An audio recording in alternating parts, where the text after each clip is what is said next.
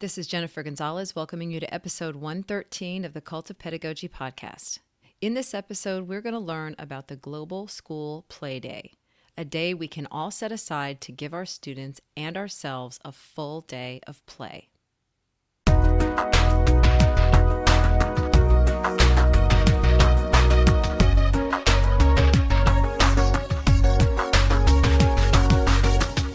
When I first agreed to do a podcast on this topic, my enthusiasm was at about a 6. The idea of schools taking an entire day to do nothing but play sounded like a nice idea. I was aware that time in school for things like recess, art, music, and physical education was shrinking. And I'd read the stories about how kids in other countries like Finland and Japan play a lot more than kids in the U.S. do. So I knew it was a topic worth looking at, but I still wasn't too fired up about it. I should have been, because my own awareness of our problem with play has certainly increased. I've watched my own 3 children grow from small kids who could spend hours toddling around a playroom, finding endless ways to entertain themselves, into preteens who can lose half a day staring at tiny screens. And I've seen what happens when we take those screens away. When we tell them to take a couple hours off and do something else, how they flounder around, clueless, completely incapable of coming up with their own fun. Until about a week ago, that was the extent of my thinking about the problem. A prolonged shrug as I told myself that my husband and I really needed to do better at getting our kids away from their screens so they could wake up those other areas of their brains. But then I watched this TED Talk called The Decline of Play, given by a psychology professor named Peter Gray. It had a profound impact on my awareness of how serious this problem really is. If you can make the time, I'd really like you to watch it. Because without having that talk as a foundation, you might be right where I was, kind of shrugging it off and then moving on to more serious academic topics. In the talk, Gray details how over the decades we have gradually taken more and more play away from kids and replaced it with structured activities, academic work, and digital experiences to the point where they hardly ever play at all. As this trend has continued, we've seen a rise in childhood anxiety, childhood suicide, and a growing number of kids who simply don't know how to play. Here's one of Gray's quotes from the talk. One reason for the decline of play has been the spread of what I call a schoolish view of child development, the view that children learn best, everything, from adults, that children's own self-directed activities with other children are wastes of time. We don't often say it that way, but that's the implicit understanding that underlies so much of our policy with regard to children. So childhood has turned from a time of freedom to a time of resume building. It got me thinking about the emphasis some schools place on bell-to-bell teaching, on making sure our students are never idle, and how this push is doing more harm than good. It got me thinking about how kids in our town can't explore new sports once they're past the age of about 8, because at that point they're too old, and the other kids have already been seriously at it for years. It got me thinking about how many teachers tell me that every year they see more and more students with severe emotional issues and how badly they need training on trauma-informed teaching. It also got me thinking about the terrifying rise in school shootings in the U.S. and how we are all desperately looking for answers to why they keep happening. By the time I finished watching, my interest level was at a 10. I now feel a deep sense of urgency about Dr. Gray's appeal to teachers, parents, and community members to make play a priority again. 3 educators who also heard the talk, Eric Saibel, Scott Bedley, and Tim Bedley, responded to that call in 2015. Along with a group of other educators, they launched the Global School Play Day, a full day in February set aside to just let students play, all day long. Now in its 5th year, the Global School Play Day has spread across the world. Although one day out of the year isn't nearly enough, they are hoping that the day will inspire schools to build more time for unstructured play into every school day. In this episode, I talk with Eric, Scott, and Tim about the movement, how it has evolved over time, and how your school can join in. Before we get started, I'd like to thank ListenWise for sponsoring this episode. ListenWise is an online listening curriculum featuring curated podcasts from NPR. Explore engaging and relevant nonfiction audio stories aligned with ELA, social studies, and science curriculum for middle and high school students. With ListenWise Premium, you also get classroom-ready lessons with built-in literacy supports and automatically scored comprehension quizzes, which track student progress on skills such as identifying the main idea, inferencing, and point of view. To learn more about ListenWise, go to listenwise.com. Support for this episode also comes from Pear Deck, the tool that helps you supercharge student engagement. With Pear Deck, you can take any Google Slides presentation, add interactive questions or embed websites, and send it to student devices so they can participate in real time while you present. And now Pear Deck has teamed up with Google on Be Internet Awesome, a free digital citizenship curriculum that helps kids learn to be safe, more confident explorers online.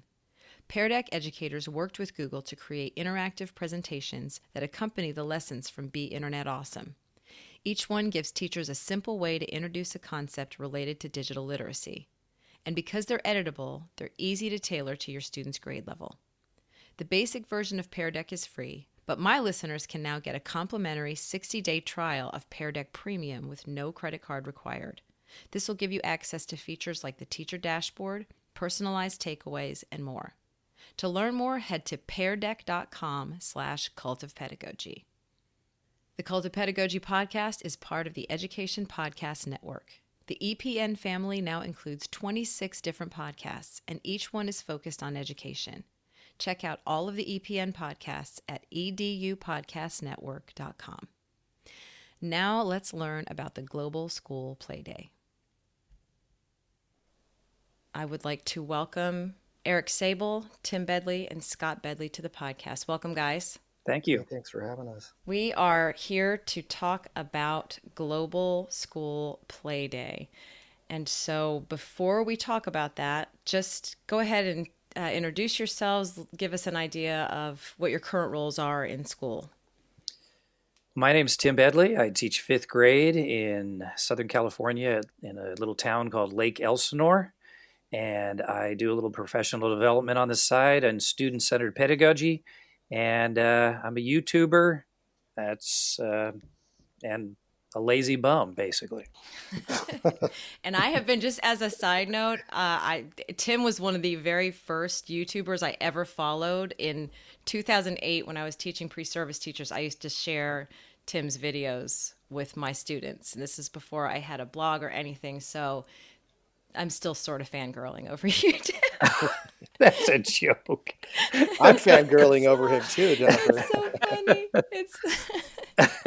I just watched one of your old videos the other day, and I was like, he was just good. You're just good. So anyway, I'm sorry to interrupt you. Hey, Jennifer, he has a fantastic how to paint your living room video as well. So don't just stick with the school stuff. Okay, moving right along. Okay. My name is Scott Bedley. I'm a fifth grade combination teacher in Southern California. Yeah, this is my 25th year in teaching, and I teach, speak, write, connect, and play for sure. Awesome. Welcome, Scott. Thanks. And I love Scott too. I actually started off as a fan of his before we connected. So just, again, Bedley brothers. Both of them are stars in my eyes. So I'm Eric Saibel, and I'm a middle school principal, public school, Hall Middle School here in Larkspur, California, just north of San Francisco in Marin County. Prior to working here, I was a high school Spanish teacher and assistant principal for 16 years before I made the wisest move of my career to date and joined middle school, which has been amazing. And then honestly, my real work in life, the education is kind of my second gig. Youth soccer coach, youth basketball coach, and hanging out with lots of 6th and 2nd graders is sort of my thing. Fantastic. Okay. So we are going to talk about, because all three of you do all kinds of other things. Scott and Tim have a podcast, and we've just got a lot of other things. Eric, you and I had actually talked about a completely different topic before we ended up switching to this, but we're focusing today on something that the three of you are a big part of, which is called the Global School Play Day. So we're going to get into the details of it, but can you just start by giving us an overview of what is this day? Yeah, Global School Play Day is basically a day to celebrate unstructured play in schools. We do a lot of play, I think, naturally in classrooms and in school. We do have recess that is unstructured play, so it's basically an all day recess day, which sounds kind of crazy and like a waste of time, and that's why we do it, is because we're challenging teachers, and we do it in our classrooms and our schools as well, Scott and Eric and I. But we're doing it as a day to bring awareness to the community, to the kids, to the parents, and to the administrators. A lot of times, that unstructured play is super important in the lives of kids.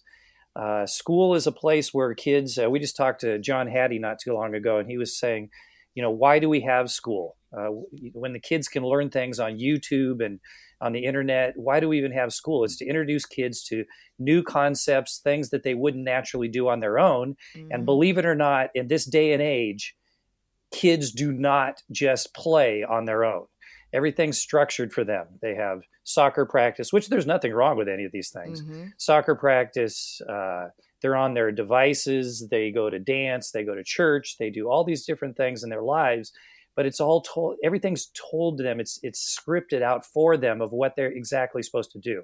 And so Global School Play Day is a day in classrooms, in schools, and school districts where we just say, let's see if you can actually play for a whole day without screens, without us telling you what to do.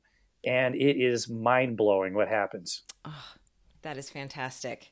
So you started to talk a little bit about sort of the reasoning behind this, but if we could sort of roll back a little bit to how this actually all got started, who started it and why, and how has it evolved over the years since you got started? And I think Eric's going to take this question. Yeah. So, I mean, I think first and foremost, it's a story about the power of connecting with other educators and other people via any means necessary. Obviously, it's great to be able to meet people at our school sites, at our district, at a conference, but that's also a small sample size of all the great thinkers out there.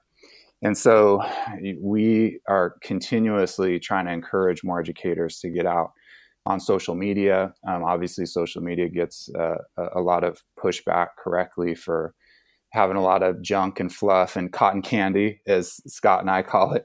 And that's fine.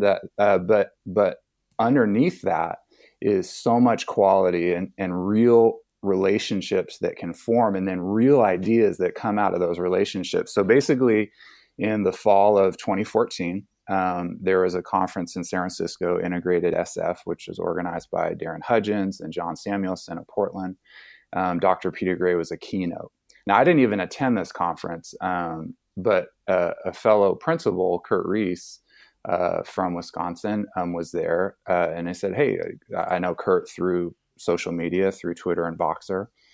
So I went into San Francisco. We hung out for dinner, and he raved about what Dr. Gray was talking about in terms of the adverse effects of the decline of play in children in this society. And this just hit home with me. And so Scott and I, who were also talking via Voxer, we had connected over the topic of homework and the role of homework and optional homework for students, something that he's done so much research on, and something that was we were struggling with at my school. And so I mentioned this to him, and then it was just a domino effect. Scott talked with Tim, and from those two, the germ of this idea to dedicate one day out of an entire school year dedicated to play, that's where it was born. And then I think the most amazing part of this is that was January. And basically with just shoestring social media, we said, hey, let's do this the first Wednesday of February. Seems kind of like a nice kind of midpoint of the year sort of time to do this. A great day for schools to kind of press pause and have a celebration. I think our initial goal our hope was that 1,000 kids would participate. And within a month on 6 continents, we had 65,000 children participating in the first ever. So again, I take it back to the power of how ideas can spread through all of these different means. Oh yeah, definitely. And that, I mean, that really is such a fast turnaround. So that was your first year. You got over 65,000 kids just in the first year. And you said across continents. Where was it the first year? How did it spread? Jennifer, it went to all inhabited continents.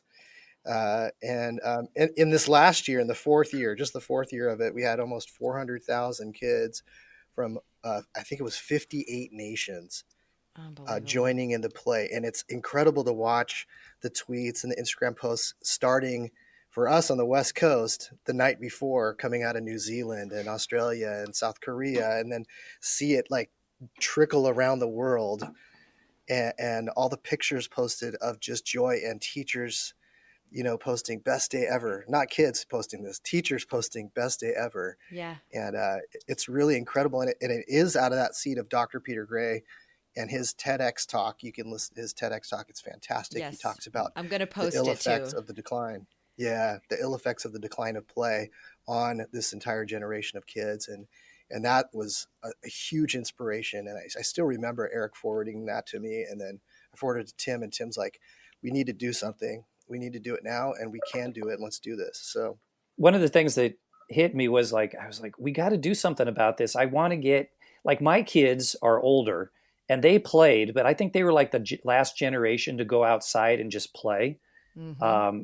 I go down the street right now. I run sometimes, and it's like a ghost town. Yep. On the blocks, right? So it's like it used to be that you had to stop your car.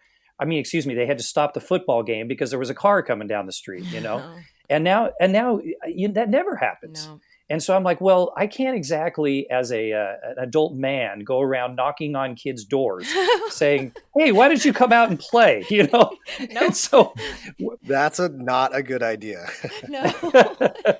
No. And so how can we possibly get kids outside playing? And Scott and I realized, and we talked to Eric about it, our biggest influence is in the schools. Yeah. And so that's where we can start the movement back towards unstructured play is in the schools. And Jennifer, yes. really, really quick on that. We were seeing articles like out of Florida that school districts were canceling recess for test prep. And that was infuriating to us, that this time that is so vital for kids just to release, and 15-minute recess or 20-minute recess, that's still not a lot of time. No. For a child of 6, 7, 8, and so we said it was just like this kind of this tipping point for us that it had to be done, and it had to come from schools.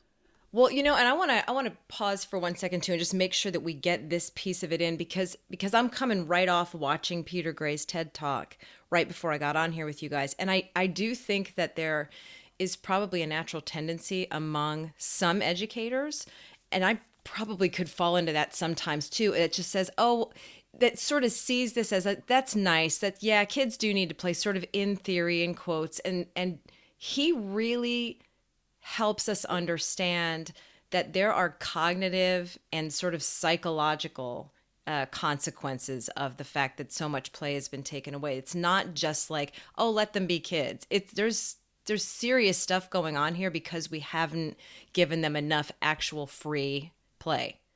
Well, listen, I want to piggyback on that. And I want to, this day is about children. And schools exist. And I love how Tim and Scott, and that's a fantastic episode, by the way, with John Hattie, helping kids experience things they wouldn't otherwise experience.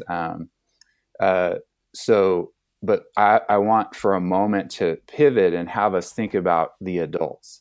And there's been so much good thinking and correct thinking about the toxic effects of burnout, A stat when I started teaching over 20 years ago was that within 5 years, half of all teachers leave the profession, not just leave their school, they leave education. And I'm sorry, but there's just too much on the line in this day and age to have the best minds abandoning education. So as a school leader, one thing that I take just as seriously as student learning is the emotional, psychological, physical well-being of my staff. In fact, the last 2 years, we've spent a full professional development day at the ropes course at Fort Miley, which is in San Francisco, overlooking the ocean.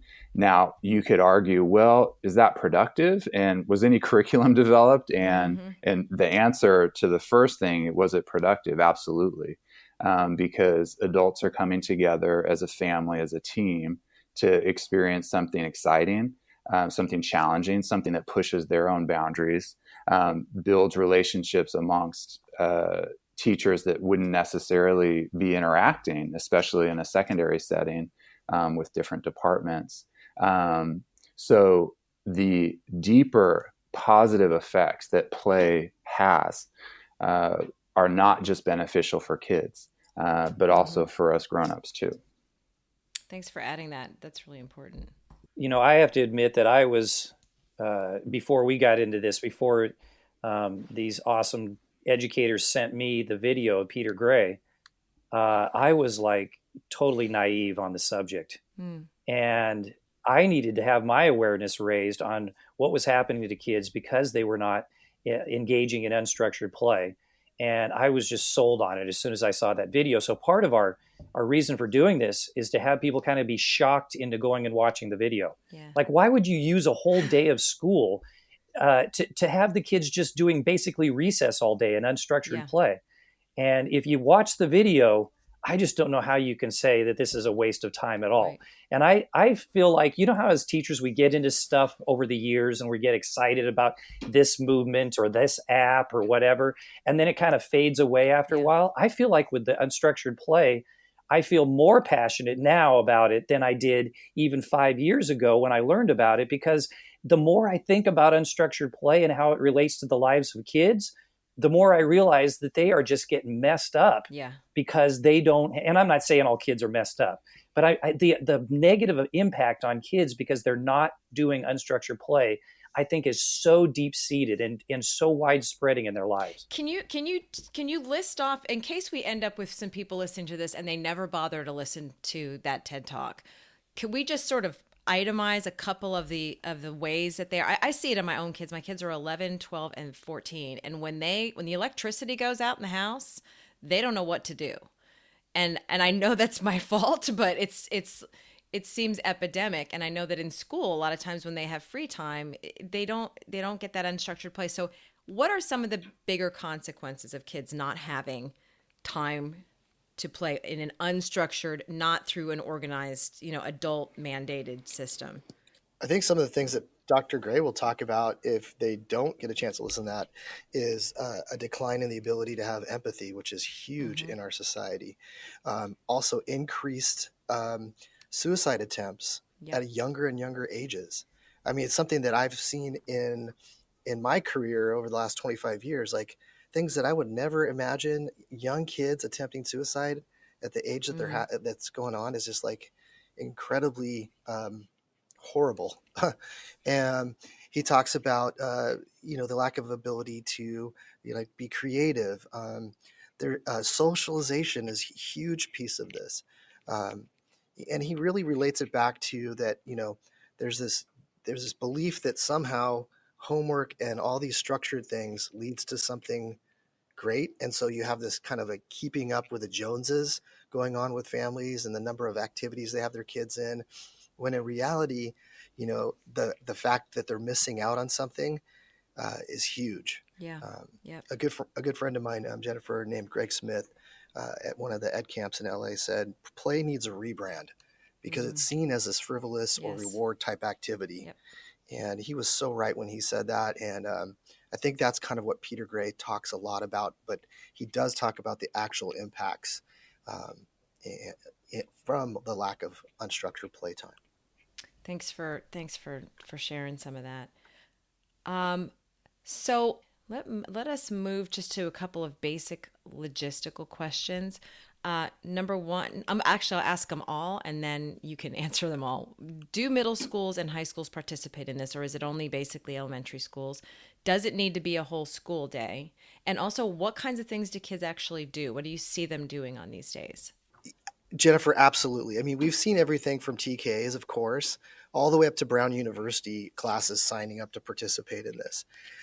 There's an incredible amount of classrooms at the elementary levels that do sign up, but there's an incredible benefit for our middle and high school students.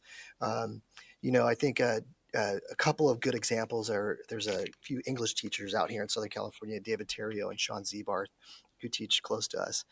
And David's had his students blog about Global School Play Day each of the years that they've participated. Oh, wow. And the kind of blog post and messages coming from his high school students, they're incredible. I couldn't even do them justice by trying to explain them. But they talk about the power of being empowered to make choices for their day, to being respected as a person, and saying, hey, we're going to take 181 of your days. We're going to give you one back so you can make those choices around today. And that's a really powerful part of it, is the kind of respect that comes from a teacher saying, you know what, I take all of these days. I'm going to give you one. And you know what, we're going to have some fun and we're going to interact. The socialization that's happening at the high school, that's really important between peer groups, the relationship building that happens across those peer groups where they might be separated. Normally when they're in a class and they can kind of let those boundaries go, is a powerful piece of it as well. Yeah. And I would say, I know teachers that have done it the first year and they do it for an hour or just a short time. And I say bravo to them. But the one thing I think they're missing out on is the chance for kids to get bored. And Tim talks really well about this, and I have a great story about it. But Tim, talk about that. Yeah. When we were kids, how often did we go to our parents and say, I'm bored? Mm-hmm. Like, right? I mean, we would complain about being bored. I never have my youngest son, who is not an adult, unlike the other three, come up to me and say he's bored because he's got a phone. Yeah. And so kids never have the opportunity or the experience or the challenge of becoming unbored. Yeah. And really, if you only do it for an hour, you won't experience that. Right. I remember our second year of doing Global School Play Day. I had this little girl that talked to me and said, Mr. Bedley, this is boring. I don't know what to do. And I'm like, well, this day is for you then, because you need to learn how to get on board from what, she's surrounded by kids with playground equipment and all these board games and all this stuff. And she doesn't know what to do. Yeah. Yep. That's this generation of kids. Mm-hmm. Yeah. We need to do this for them. Jennifer, one quick story is, when you have an entire day, you see kids go from that unboard. I watched one of the students who had a real difficult time connecting with his peers. He stood outside. He watched. He wouldn't go and connect. By the end of the day, I saw him inch closer to this group of boys that was playing a board game. By the end of the day, he was in there. He was bonding. He had let go of whatever boundaries he had built. And it was such a powerful moment for me to see him sitting there finally after an entire day and just forcing himself to connect on a different level. And it changed his life. The reflection from him was I found friends I never knew I could have had. My goodness. And to me, that powerful relationship building is another important part of why this day is vital. Yeah, absolutely. Absolutely. The kids really have sort of lost the ability to socialize. And I do think especially older kids, when I see them with their phones taken away for some reason, they don't know what to do. It's like, ooh, I'm not sure about this face-to-face business. It's a lot. So and the point you're making is really important too, because one of the questions I asked is, does it have to be a whole day? And you're saying no, but without sufficient time, they aren't going to take the time that's necessary to get bored and pull themselves out of it, or start to make some of these social connections that require a little bit more courage than you're going to get in just 1 hour. That's going to be up in no time. Right. And for me as a teacher, Jennifer, and I think Tim would agree and Eric would agree as a principal, for me, the day that I get to observe and see the kids and who needs help with that. That when parents come to me and they say, how's my child doing? I know it's not just about grades. It's also about their peer relationships. Yeah. And that's what I want to know about my son. I want to know about how he's doing academically, but also how he's doing socially. Yeah. And can we really say that if we see our kids in a structured environment all the time? We could say how they do structured, but not how they're really truly doing with their peers. And even if you see them at recess, it's not quite the same as an entire day of watching them and how they interact, how much empathy they may show, how they can help each other, how they problem solve, how they're creative. So many ways to use that day as a teacher to observe, to give feedback information to parents. Yeah. Scott, do you remember what the researchers say about the amount of time that kids need to have of that free time before they, kind of get into that rhythm of play? There was a certain time frame. I don't remember what that was. I don't. I know what you mean, though. I see exactly. There have been times when we've taken our kids' devices away for a certain amount of time. We say, the afternoon, you're going to take the next 3 hours or whatever. And like, if it's too short, then they're just watching the clock to when the time is going to be up. But there does seem to be this period of time where they have to like really surrender to it. And then they can start to get into, and then there is that shift of being able to get into that zone of whatever it is they've chosen to do. They've got to sink in, and that does require a certain amount of time. So if anybody happens to find that research between now and the time we put this out, let me know, and I'll link to it. Cool. We can move to the next question, which is, what have been some of the most positive outcomes from this project? What are schools telling you just in general about their results, or some feedback that you've been getting? I mean, Jennifer, just the growth of it from, 5 educators tweeting out and putting it on Facebook, it says a lot to us. And, we've had companies reach out to us and wanting to support it. And we just said, no, this is a grassroots effort. This is not about that. This is about, the group of educators saying, hey, we believe in this. This is important. Let's spread this from classroom to classroom, from school to school. And I think another really big positive that we've seen from it, besides all the stories that you can find online, if you go to Global School, or if you go to GSPD and then the year, so GSPD 2018, you can see tons of pictures and stories and links to blog posts and things like that, is that the number of schools that are adding play days in addition to this day. It's really cool to know, like my school itself, we start off the year and back in August with a play day, so we can get to know our kids better. They can get to know each other better. And then we'll still continue to have play days throughout the year. I know there's teachers that even do it monthly now. But I think that continued growth, and when kids come back and they feel that empowerment and they understand, oh, that's what play is. Yeah. It's not, somebody doing this, telling me what to do. It's not a play date. I mean, this is what play is. It's just me getting to, self-direct and develop my responsibility. It's been really cool. I'm glad that you mentioned that about adding extra days, because, after watching that TED Talk and seeing this, my first thought was, well, one day is definitely not enough. And I would hope that it would just basically be an inspiration for schools to find ways to just build more of this into every day, basically build chunks of time into their week or their days. Yeah, it because of the awareness that was raised in me, I started doing more brain breaks with my kids. I mean, our built-in schedule at our school, the kids are supposed to be sitting doing education stuff, academics, from 8 a.m. until 10:30. And for a 10-year-old, that's just like I can't sit for that long. So, Right. yeah, I've built in brain breaks. Something that's been really special about working here at Hall Middle School, it actually coincided with Global School Playday, coincided with my first year here. And just to see teachers really jump into it. And again, in secondary settings, as we talked about before, it can feel like play is what we reserve for recess and lunch.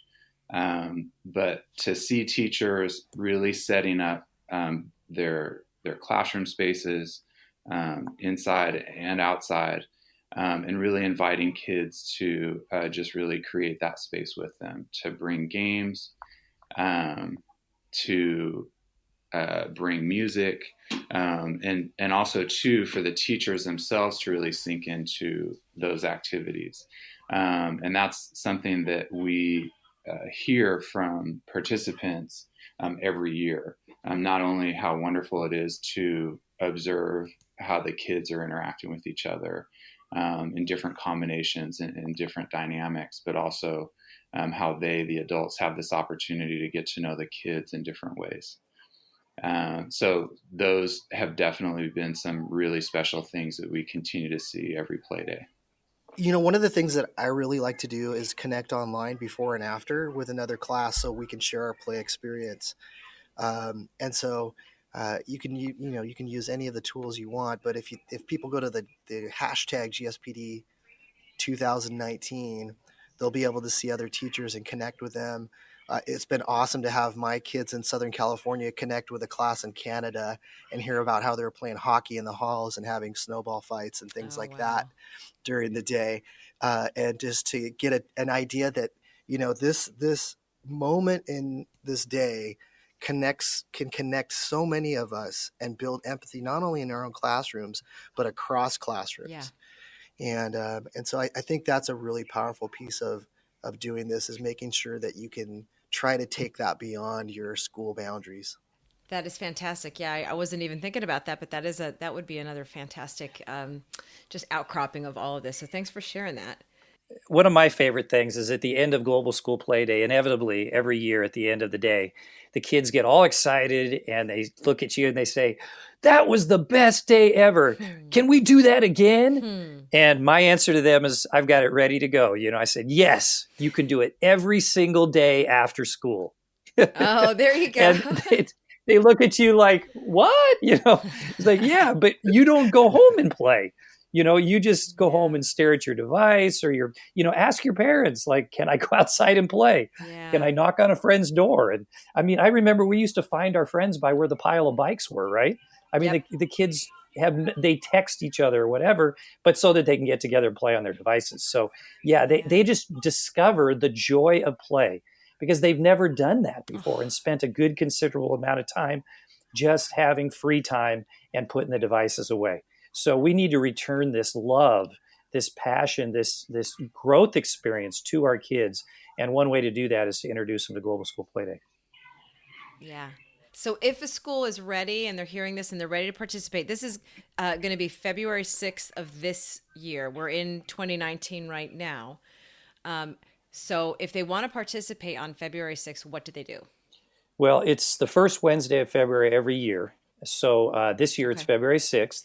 And they can just do it. This is not a money-making thing. This is just a movement, a grassroots movement, because we care about kids.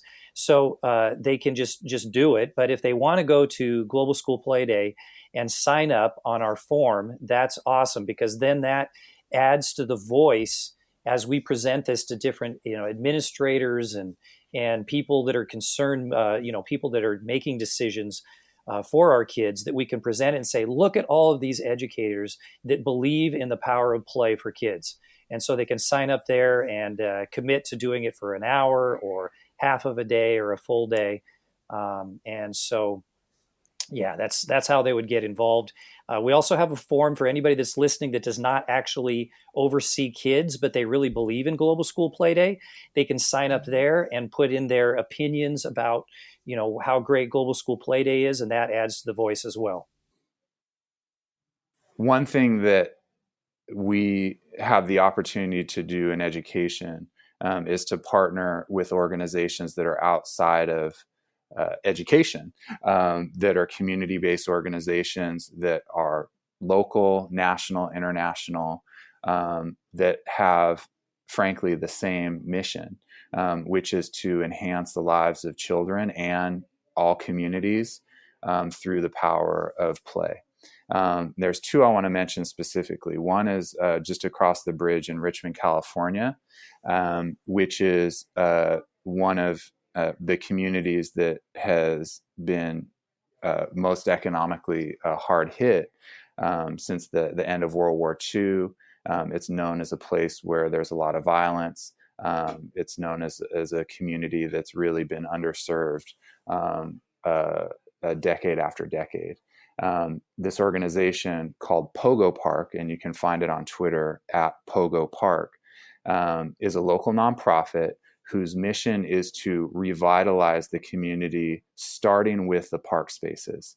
And it's not just a question of putting up a new play structure. It's about staffing the parks with community members to run programs for children, programs for adults, to bring together the community for different special events, to work with the city to create safe throughways for bicyclists and pedestrians, to work with the city to buy up neighboring houses that were drug houses.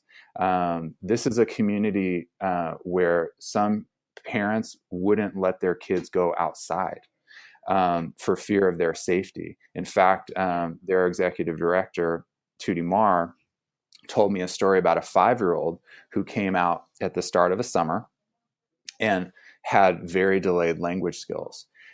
She talked like she was 2 or 3 years old. By the end of the summer, she was talking and interacting like every other 5-year-old out there. And why is that? It's because she was out playing with her peers. She was out interacting in ways that only play can bring about. So it's not just about building a shiny new structure. It's about a holistic approach to community transformation that makes it safe for everybody.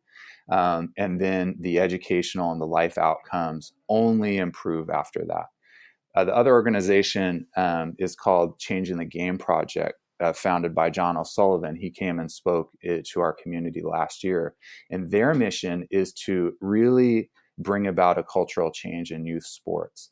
As an athlete myself, as a youth coach, sports coach, I know, just as so many of us know, that the culture around youth sports has become hyper competitive and very toxic. And, the effects on kids are really tragic, because about 70% of children at the age of 13 walk away from competitive sports. They're like, I'm fed up with this. I'm done with it.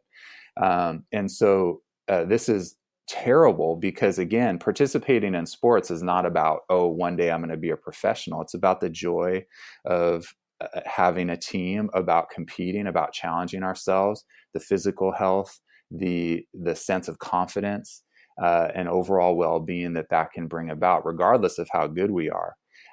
So the Changing the Game Project is another really powerful organization that's doing amazing work.